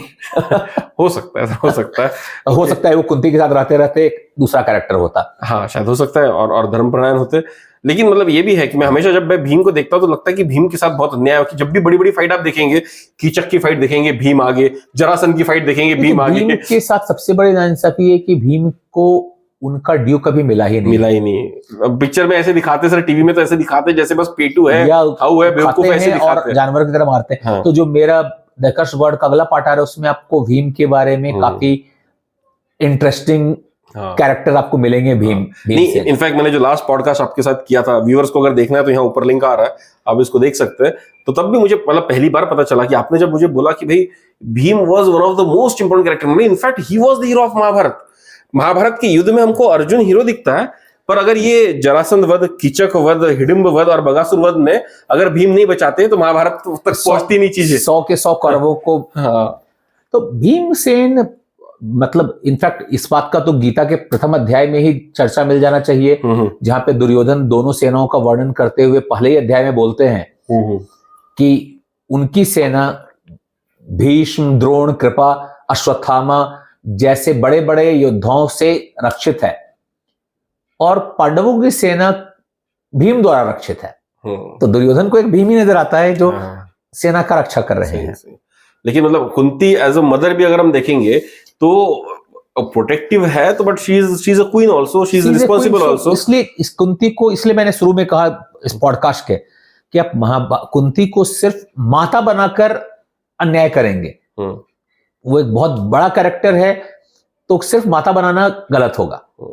और मुझे ऐसा लगता है सर कि कुंती का अगर आप कैरेक्टर देखेंगे तो उनके जिंदगी में एक्चुअली खुशी के पल बहुत कम रहे हैं। कि देखिए वो पहले शादी होती है, कुछ ही दिन पहले तो ये कर्ण वाला किस्सा हो जाता है शादी के पहले, वहां उनका अलग टेंशन चलता होगा। फिर शादी होती है, कुछ साल होते हैं, फिर पति की डेथ हो जाती है, मतलब पहले तो जंगल चले जाते हैं, हाँ। जंगल में 10-12 साल रहते हैं, फिर पति की डेथ हो जाती है, फिर वापस आते हैं तो बच्चे साथ नहीं रहते, बच्चे गुरुकुल चले जाते हैं, फिर बच्चे बड़े मुश्किल से वापस आते हैं, तो एक छोटा सा किंगडम बनता है। तो कुंती इंद्रप्रस्थ नहीं जाती है, कुंती हस्तिनापुर में रह जाती है, मतलब बच्चे राजा बन जाने के बाद भी वो वहां उनके साथ नहीं रहती है। फिर उसके पहले भी लाक्षागृह में, फिर वन वापस चले जाते हैं। और एंड में जब युद्ध होता है तब भी आप देखेंगे कि युद्ध के पहले भी जो पोर्शन है, जब ये लोग फिर से वनवास जाते हैं या वनवास से वापस आते युद्ध प्लान करते हैं, तब भी कुंती अपने बच्चों के साथ नहीं है। मतलब बच्चों से जो दूरी रही है वो हमेशा ही रही है, और बहुत ऐसे खुशी के पल मुझे दिखते नहीं सर। इसके ऊपर आप कुछ और कहना चाहेंगे? नहीं, कि बहुत खुश भरी जिंदगी नहीं रही है, मुझे ऐसा लगता है। आसी मतलब मुझे लगता है कि अगर देखा जाए तो हर आदमी के लाइफ में काफी स्ट्रगल होता है। अब उस स्ट्रगल को वो कैसे हैंडल करते हैं, शायद वो लोगों को हीरो या विलेन बनाते हैं। नहीं, पर इनफैक्ट मुझे लगता है सर, जो विक्टिम का कार्ड तो कुंती ने खेलना चाहिए कि मेरे साथ क्या जिंदगी में अच्छा हुआ है। नहीं, एग्जैक्टली वही मैं बोल रहा हूँ, कुछ भी तो अच्छा नहीं हुआ है। वही मैं बोल रहा हूँ कि हीरो और विलेन का अंतर वहीं से आता है, एक लीडर और एक डिफीटेड पर्सन का अंतर वहीं से आता है। कोई भी हीरो कभी भी विक्टिम कार्ड नहीं खेलता है, आपको कभी भी नहीं मिलेगा कि वो विक्टिम कार्ड खेल रहा है। ये बात पांडव भी बोल सकते थे जो आप कुंती की तरफ से बोल रहे हैं। उनकी भी जिंदगी में कहां खुशी रही है। वो कृष्ण भी बोल सकते हैं कि यार मेरा तो जेल में मैं जन्म लिया, बचपन से माँ लोग को देखा नहीं, बचपन से मामा मारने की कोशिश करता रहा। तो ये बात बहुत लोग बोल सकते हैं। वेद व्यास बोल सकते थे कि तुमने तो मुझे पानी में द्वीप पर फेंक दिया था, अब क्यों आई हो मेरे से मदद मांगने के लिए। तो ऐसा बार बार हो सकता है। भीष्म पूरी जिंदगी ब्रह्मचर्य का व्रत का पालन करते हैं, लेकिन वो नहीं बोलने जाते हैं कि मैंने ये व्रत क्यों लिया। तो आप अपने स्ट्रगल के साथ जीते हैं। हर आदमी का स्ट्रगल होता है, कोई उस स्ट्रगल के साथ खुशी से जीता है। लेकिन कई बार जो महाभारत में बहुत स्पष्ट नहीं है, इस पर मैं सोचता हूं कि जब पांडव लोग दोबारा युद्ध के बाद बन जाते हैं तो कुंती हस्तिनापुर में क्यों रुक जाती है। मतलब इस पर स्पष्ट वर्णन महाभारत में तो नहीं दिखता है, क्योंकि महाभारत इतना बड़ा है कि आप सब कैरेक्टर को खींचकर नहीं ला सकते। तो यहां पर मुझे लगता है कि शायद वो भी एक महारानी का स्ट्रेटेजिक ब्रिलियंस था। वो सारे प्रजा को अकेले नहीं छोड़ सकती थी दुर्योधन के हाथों में। तो जब तक कुंती दिख रही है, प्रजा को भी ये याद है कि ओके ये राजा पांडव है, अभी भी पांडव है, राज है, भूल नहीं जाएंगे। इस पर अगेन मैं स्पष्ट कर दूं कि ऐसा कोई संदर्भ महाभारत में आता नहीं है, लेकिन जैसे कुंती बराबर अपने बेटों का साथ देती रही हैं सीता द्रौपदी स्वयंवर तक, उसके बाद वो थोड़ा सा हटने लगती हैं, क्योंकि तब शायद उनको लगता है कि ठीक है अब द्रौपदी आ गई है उनका केयर करने के लिए, तो अब वो फिर से एक सेकंड रोल में स्वैप कर सकती हैं। शायद एज ए महारानी वो अपने जगह पे रह सकती हैं। वैसे द्रौपदी स्वयंवर की बात आई तो मुझे एक किस्सा याद आ गया कि जब द्रौपदी स्वयंवर जीत के अर्जुन जाते हैं और फिर कुंती को बोलते हैं कि देखो आज मैं क्या इनाम जीत कर लाया हूं या क्या भिक्षा लेकर आया हूं, फिर कुंती बोल देती है कि मिल बांट के खा लो। तो बहुत सारे लोग सर मुझे ये भी बोलते हैं कि अगर शायद कुंती ने वो ना बोला होता तो द्रौपदी की जिंदगी शायद अच्छी होती, बुरी होती, व्हाटएवर में भी, बट वो सिचुएशन नहीं होती कि 5-5 पतियों के साथ में उनको रहना पड़ता, और शायद फिर कर्ण भी नहीं बोल पाता द्रौपदी स्वयंवर कि तुम तो वैश्या हो करके, ये सब चीजें। तो द्रौपदी के साथ जो कुछ बुरा हुआ ओके या जो कुछ अच्छा हुआ उसके लिए कुंती कारणीभूत है। तो क्या मतलब दिया तो ऐसा ही है कि कुंती ने बोल दिया, और शायद ये एक लेसन भी हो सकता है कि भाई बोलने से पहले 10 बार सोच लो। बिल्कुल सही, कुंती ने बोला कि जो मिला है आपस में बांट लो। और इसका प्रसंग और इसको एक मूल कारण भी बोला जाता है इन लोगों का बांट लेने का या ये कर लेने का, और ऐसा महाभारत में वर्णित भी है। ये भी सही है कि ये एक अच्छा लेसन हो सकता है, जैसा आपने बोला कि अगर सोचे समझे बिना कुछ बोला जाए किया जाए तो पछताना पड़ सकता है। लेकिन कुंती को इसका मूल कारण बतलाना थोड़ा गलत है। कुंती ने कहा, इसमें कोई शक नहीं है, लेकिन कुंती ने कभी भी टीवी सोच की तरह इंसिस्ट नहीं किया कि मेरे बात को पूरा करना ही है। उसने बोला कि मैं युधिष्ठिर को कि मैंने तो बोल दिया, अब तुम लोग तय करो कि धर्म संगत क्या है। इनफैक्ट इसके पहले दो और प्रसंग बहुत इंपॉर्टेंट है कुंती के इस बात को समझने के लिए। ये आपस में बांट लेने की कहानी बकासुर वध प्रसंग से शुरू हुई है। ओके। जहां पे पांडव लोग वापस जंगल से शहर में आ जाते हैं और ब्राह्मण वेश में भिक्षा मांगने जाते हैं, और जब भी वो लोग भिक्षा मांगते हैं तब कुंती बोलती है कि जो भी मिलता है बांट लो। लेकिन बांट लो बोलता है, बराबर में बांट लो नहीं बोला जाता है। उन्होंने, जैसे कि वहां पर यह भी वर्णित है कि जितना खाना आता है उसमें से आधा भीमसेन को दे दिया जाता है, और आधा में बाकी लोग खाते हैं। राइट। तो इक्वल डिवीजन का बात नहीं है, इक्विटी की बात है, इक्वालिटी की बात नहीं है। यस, इक्विटी की बात है, इक्वालिटी की बात नहीं है। इसके बाद क्या होता है कि जब बकासुर का वध होता है और पांडव आगे बढ़ते हैं, तब उनको वेदव्यास मिलते हैं, और वेदव्यास उनको एक कथा सुनाते हैं, द्रौपदी के पिछले जन्म की कथा। जब वो शिव से वरदान पाती हैं 5 पतियों का, वो 5 बार पति बोलती हैं और उनको वरदान मिलता है। और ये कथा वेदव्यास सुना रहे हैं पांडवों को स्वयंवर में जाने से पहले। और शायद द्रौपदी ये बोलती कि मेरा पति खूबसूरत भी होना चाहिए, मेरा पति ऐसा जैसा दिखा बताया, ऐसा नहीं है। तो थोड़ा स्टोरी बताइए सर, मतलब बैकग्राउंड बनेगा उसमें। सिर्फ इतना है कि उन्होंने बोला कि मुझे 5 बार उन्होंने पति बोला। शिव ने बोला तुम्हें 5 पति मिलेगा, उन्होंने बोला मुझे एक ही पति चाहिए, लेकिन शिव ने बोला नहीं तुम्हें 5 पति मिलेगा। वो पिछले जन्म की बात है। लेकिन ये कहानी वेदव्यास सुनाते हैं पांडवों को कि द्रौपदी के पिछले जन्म की कहानी ये है, अब तुम लोग स्वयंवर में जाओ और द्रौपदी स्वयंवर को जीतो। यानी वेदव्यास ने, और ये वाला जो कथा है ये फिर से संदर्भ के साथ महाभारत के चित्ररथ पर्व में इसका वर्णन है। जो वन पर्व के तुरंत बाद आता है। ये सब आदि पर्व के छोटे छोटे चैप्टर्स हैं, जो बेसिकली भगवान व्यास जो पांडवों को बता रहे हैं कि द्रौपदी को 5 पति मिलेंगे और तुम जाओ और द्रौपदी से शादी करो। ये एक्चुअली ये चित्ररथ पर्व में दिया हुआ है। ओके, वर्णित है, दिया हुआ है। यानी कि ये बात कुंती द्रौपदी के स्वयंवर जीतने के पहले ऑलरेडी पांडवों को पता है, पांडवों को पता है, ये निश्चित है, ये शिव का वरदान है। अब कुंती कितनी भी महान क्यों नहीं हो, इतनी बड़ी नहीं हो सकती कि शिव के वरदान को मॉडिफाई कर सके। राइट। तो कुंती कहती है, क्वेश्चन ये कि कुंती ने कहा या जैसे बोलते हैं कि उनके जीवा पे सरस्वती विराजमान होकर बुलवाया, वो जरिया बन गया एक्चुअली। लेकिन वो एक छोटा इनसिग्निफिकेंट पोर्शन है, rather than the main portion ये है कि ये बात पहले से तय थी, डेस्टिन्ड थी। और ये इस बात वेदव्यास ने स्वयंवर के पहले ही पांडवों को बतला दिया है। तो ये कहना कि अचानक से कुंती के कहने से कुछ हो गया, ये ड्रामेटिक है। टीवी पे अच्छा लग सकता है, टीवी पे अच्छा लग सकता है। कुंती बहुत द्रौपदी काफी विरोध करती है, बहुत गुस्साती है। लेकिन फिर से फैक्ट यही है कि महाभारत में द्रौपदी ने एक बार भी कहीं कोई विरोध नहीं किया। तो शायद हम लोग की आज की सोसाइटी के मॉरल पुलिस ज्यादा स्ट्रांग है। मतलब आप ये बोल रहे सर कि टीवी में दिखाते हैं कि द्रौपदी विरोध करती है कि 5 से नहीं करूंगी, लेकिन एक्चुअली महाभारत में विरोध नहीं किया गया। फैक्ट ये है कि नहीं किया गया। इसका विरोध सिर्फ द्रुपद और धृष्टद्युम्न करते हैं जब उनको पता चलता है कि ये गलत है, और वहां पर वेदव्यास आके उनको समझाते हैं कि इसमें कुछ गलती नहीं है, और वो उनको फिर से वो बतलाते हैं कहानी। और तब द्रुपद बोलते हैं ठीक है, अगर आप लोग को सही लग रहा है तो ये सही है।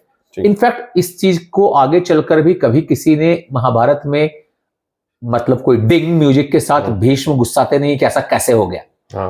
ये आज के भीष्म गुस्साते हैं। ओके, महाभारत के में इस पर आगे कहीं कोई चर्चा नहीं हुई है। सिर्फ कर्ण ने द्रौपदी स्वयंवर के समय द्रौपदी का अपमान करते हुए उसको वैश्या कहा, लेकिन उसके पहले और बाद में कहीं पर भी किसी ने ऐसी चर्चा नहीं की है। ओके। तो सर अभी जैसे आपने कहा कि मतलब जितने बच्चे हैं वो सब तो भगवान से मिले हुए हैं, कुंती को वरदान के थ्रू मिले हुए हैं। तो मतलब एक तरह से अब I don't know how to tell it, तब नियोग का सिस्टम होता था ओके, मतलब ये मानना बहुत मुश्किल होता है कि बस ऐसा हाथ दिखाए चमत्कार हुआ बच्चा पैदा हो गया, ऐसा नहीं। तो there would have been some mechanism for it, okay, कि जहां पर कंसेंट से जो भी फिजिकल रिलेशनशिप बनते होंगे और उसके बाद ही बच्चे बनते होंगे, ऐसे इसमें।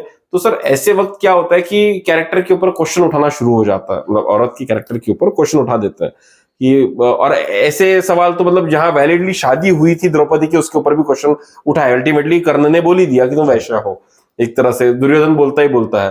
तो सर क्या ऐसे कोई और एग्जांपल्स है जहां पर सत्यवती का भी एक केस हमको है? तो सत्यवती क्या करती, चुप चुप के रहती है। तो ऐसे कुछ और किस्से जो इससे हम लिंक कर सके, कुछ आपको पता हो? महाभारत काल में जैसे आपने सही कहा कि कोई ऐसा हाथ दिखला के चमत्कार से बच्चे पैदा नहीं होते थे।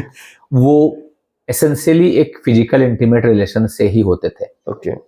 लेकिन हर चीज में हम लोग योग की जब बात करते हैं, एक इंटेंशन की भी बात करते हैं। मतलब अगर वो सेक्सुअल प्लेजर के लिए है या एक बड़े कारण के लिए, जैसे कि बार बार मैं ये बात की चर्चा करना चाहता हूं कि एक आतंकवादी और एक आर्मी ऑफिसर दोनों ही गोली चलाता है, एक हीरो एक विलेन हो जाता है। एक्शन सेम है, एक्शन सेम है, इंटेंशंस अलग हैं। ओके। यही बात भगत सिंह ने अपने ट्रायल में बोला था कि actions without intention is meaningless. तो कुंती का जो नियोग था या मतलब अंबिका का जो नियोग था, वो मतलब आज अगेन हम लोगों की सोसाइटी में सेंसर करने की जरूरत पड़ी, लेकिन ये that was a physical relationship, A proper physical relationship, but for the intention, जैसे पांडव के केस में या अंबिका के केस में राज्य के लिए उत्तराधिकारी प्राप्त करना था, राइट। इसलिए एक ऐसे ऋषि को बुलाया गया जो टेम्पटेशन से बियॉन्ड रहे और एक प्योर इंटेंट और पर्पस से काम करें। तो ऐसा बनाया गया। लेकिन इंटरेस्टिंग ये है कि ये बात, जैसा कि हम लोगों ने पहले ही बात किया कि विवाह के पहले के बच्चे का कोई सम्मान नहीं था, क्योंकि अगेन इंटेंशन कि वो किस लिए था। वेद व्यास को सम्मान से नहीं गुजरना पड़ा। तो हम लोग के यहाँ इस पर पंचसती का कंसेप्ट आता है।